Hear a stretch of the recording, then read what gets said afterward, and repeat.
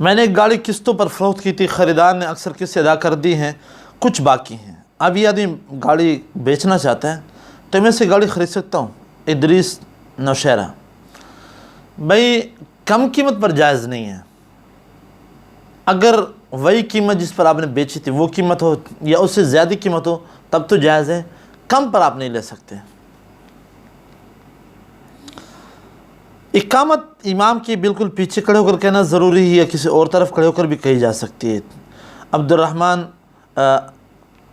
Ireland: دیکھیے جی، اقامت امام کے پیچھے دائیں بائیں پیچھے جہاں بھی کھڑے ہو جائز ہے، البتہ اگر جماعت چھوٹی ہے، کچھ صفحے ہیں، تو امام کے پیچھے بالکل کھڑے ہو کر بھی اگر آواز دی جائے تو سب کو آواز پہنچ سکتی ہے، تو بہتر یہ ہے کہ امام کے پیچھے دی جائے۔ ورنہ اگر مجمع بڑا ہے، بڑی مسجد ہے اور کوئی درمیان میں آدمی کھڑا ہو جائے، وہاں تکبیر کہتا کہ سب کو آواز پہنچے، تو یہ بھی جائز ہے، اس میں کوئی مذائقہ نہیں ہے۔ لنگڑا یا معذور شخص صف کے بیچ میں بیٹھ سکتا ہے یا نہیں، اور امام نہ ہو تو معذور آدمی بیٹھ کر نماز پڑھا سکتا ہے یا نہیں؟ بھئی لنگڑا اور معذور صف کے درمیان بیٹھ سکتا ہے، البتہ اگر ایک آدمی سجدے اور رکوع پر قادر ہے تو یہ آدمی بیٹھ کر نماز پڑھا سکتا ہے، لیکن اگر سجدے رکوع پر قادر نہیں ہے تو پھر نہیں پڑھا سکتا نماز۔ مقتول کی دیت کس طرح تقسیم ہوگی؟ ہمارا بھائی قتل ہو گیا، اس کی صلح پر کچھ ہم نے پیسے لیے ہیں، تو اس کی کیا شرعی قواعد کو اسی کس طرح ہم سے تقسیم کریں؟ عبد الرحمن دبئی: دیکھیے عبد الرحمن بھائی، جو مقتول کی دیت ہوتی ہے یا صلح کی دیت ہوتی ہے یہ وراثت ہے، ترکہ ہے، تو جیسے ترکے کی اصول ہے اسی کے مطابق یہ تقسیم ہوگی، یہ کوئی ہٹ کر الگ چیز نہیں ہے، وہی ترکہ ہے۔ اگر نماز کا شروع ہو چکا ہو لیکن ابھی اذان نہیں ہو تو سنتیں پڑھنا جائز ہے یا نہیں؟ دیکھیے جی، سنتوں کو تعلق اذان سے نہیں ہے، جب وقت داخل ہو گیا تو سنتیں پڑھ سکتے ہیں، تو چاہے اذان ہوئی ہو چاہے نہیں ہوئی ہو۔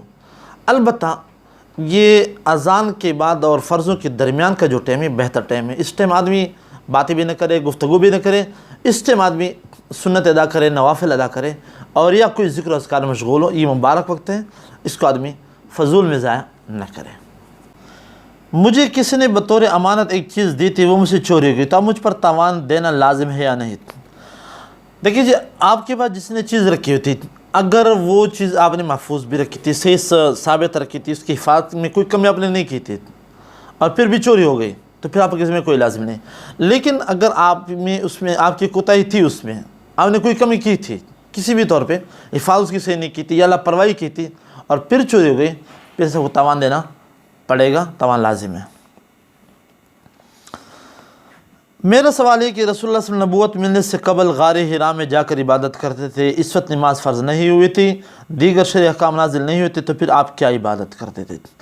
نبوت ملنے سے پہلے رسول اللہ صلی اللہ علیہ وسلم غار حرا میں جاتے تھے، کئی دن رہ کر وہاں عبادت کرتے تھے، یہ تو ثابت ہے، باقی عبادات کی کیفیت ثابت نہیں۔ اس میں علماء کرام کے مختلف رائے ہیں، بعض کہتے ہیں کہ دین ابراہیمی کے متعلق اللہ کی عبادت کرتے تھے، بعض کہتے ہیں کہ اللہ کے نبی غور و فکر کی عبادت کرتے تھے، اور بعض کہتے ہیں کہ اللہ کے نبی اپنے اجتہاد اور رائے سے عبادت کرتے تھے۔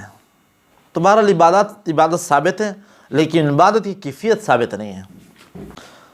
احرام میں ہڈی میں فریکچر آ گیا، اب پلستر باندھ سکتے ہیں کہ نہیں؟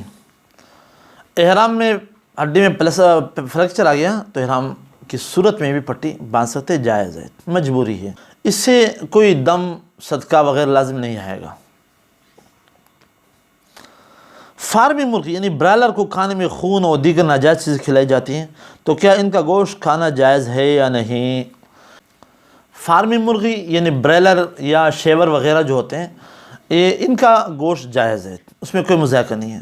باقی جہاں تک بات ہے کہ ان کو حرام کھلایا جاتا ہے، خون کھلایا جاتا ہے، گند کھلایا جاتا ہے، تو یہ کھلانا جائز نہیں ہے، لیکن ان کے کھانے سے ان کا گوشت حرام بھی نہیں ہوتا۔ ہاں ایک موقع ہے کہ اگر ان کے گوشت میں ان حرام گند کھانے کی وجہ سے بدبو پیدا ہو جائے، گوشت میں مشک اور گند آنے لگے، تو پھر اس وقت تک اس کو رکھنا، پاک چیزیں کھلانا تاکہ اس کی گوشت سے بدبو ختم ہو جائے، اور پھر اس کے بعد اس کو ذبح کر کے کھا لیں، تو یہ پھر ضروری ہے۔ لیکن اگر گوشت سے بدبو وغیرہ کچھ نہ ہے تو پھر سے کھانا جائز ہے۔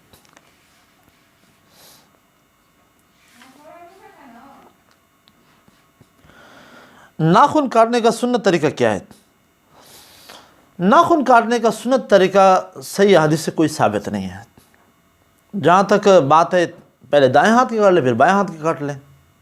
لیکن جہاں تک یہ مسئلہ مشہور ہوا پڑا ہے کہ یہ دائیں ہاتھ کی یہاں سے انگوٹھے سے شروع کرے پھر یہاں تک ختم کرے پھر بائیں ہاتھ کی یہ اور پھر دائیں ہاتھ کے انگوٹھے پر ختم کرے، یہ طریقہ بھی حدیث سے ثابت نہیں ہے.